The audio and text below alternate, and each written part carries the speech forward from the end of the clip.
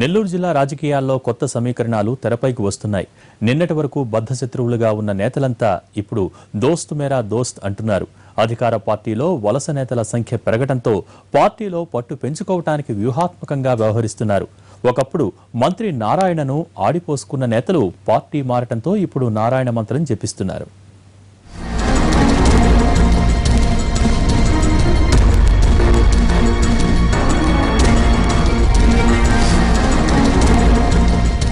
నెల్లూరు జిల్లాలో రాజకీయాలు రోజు రోజుకు మారుతున్నాయి.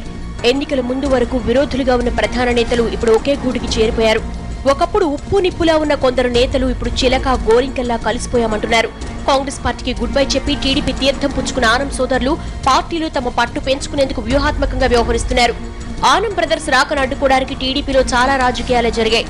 బీదా రవిచంద్ర, సోమిరెడ్డి, ఆధార లాంటి నేతలంతా వ్యతిరేకించారు. కానీ ఆనం సోదరులు టీడీపీలోకి రావడాన్ని స్వాగతిస్తున్నామని, వారితో కలిసి పనిచేయడానికి ఎలాంటి ఇబ్బంది లేదని మంత్రి నారాయణ ప్రకటించడంతో రాజకీయాలు మరింత వేడెక్కాయి. మంత్రి నారాయణ ఆనం సోదరులను వెనకేసుకొస్తున్నారని టీడీపీ సీనియర్ నేతలంతా అప్పుడే భావించారట. ఆనం సోదరులను ఆత్మకూరు నియోజకవర్గానికే పరిమితం చేయాలి తప్ప జిల్లా అంతా పెత్తనం చెలాయిస్తే పార్టీ కేడర్లో అసంతృప్తి పెరిగిపోయి అసలుకే మోసం వస్తుందని చంద్రబాబుకు చెప్పారట. దీంతో చంద్రబాబు కూడా ఆనం సోదరులు ఇద్దరినే పార్టీలోకి చేర్చుకుని వీరికి పరిమితులు విధించామని హామీ ఇచ్చి ఆనం బ్రదర్స్ కు పసుపు కండువా వేశారట. అలా ఆనం వర్గీయులకు టీడీపీ సీనియర్ నాయకులు షాక్ ఇచ్చారన్న చర్చ జరుగుతోంది.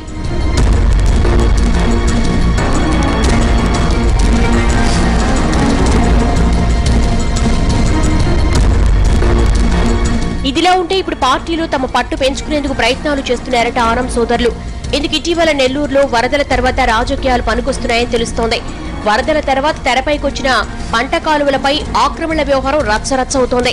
పంట కాలువలపై ఆక్రమణ తొలగింపు ద్వారా మైలేజ్ పొందాలని మేయర్ అజీజ్, మంత్రి నారాయణ భావించారు. అయితే మంత్రి నారాయణకు చెందిన విద్యాసంస్థల మీదుగా ఓ పంట కాలువ వెళుతోందని, ఈ కాలువను ఆక్రమించేశారంటూ ఆరోపణలు గుప్పించారు వైసీపీ ఎమ్మెల్యేలు. ఇటీవల సాగునీటి సలహా మండలి సమావేశంలోనూ దీనిపైనే రచ్చ జరిగింది.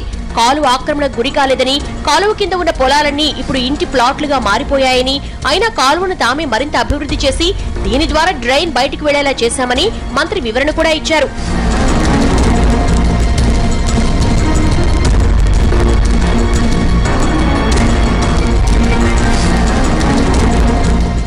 సరిగ్గా ఇదే అంశాన్ని తమకు అనుకూలంగా మలుచుకోవాలని ఆనం సోదరులు కూడా భావించారట.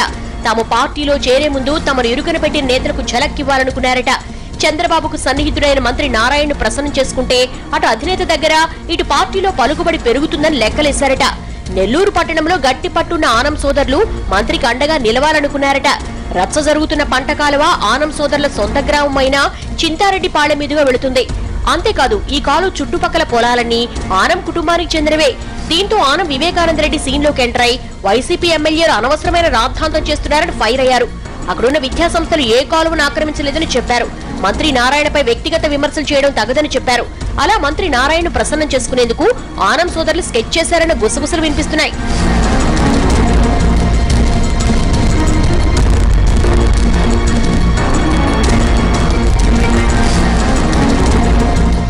నారాయణకు ఆనం సోదరుల సపోర్ట్ పార్టీలో హాట్ టాపిక్ అయింది.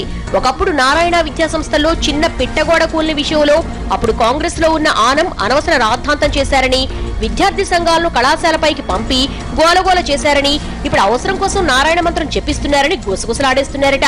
రాబోయే రోజుల్లో మంత్రి నారాయణ ఆనం సోదరుల జట్టు కడితే జిల్లా టీడీపీలో మిగతా నేతలకు చిక్కులు తప్పవు అన్న చర్చ జరుగుతోంది.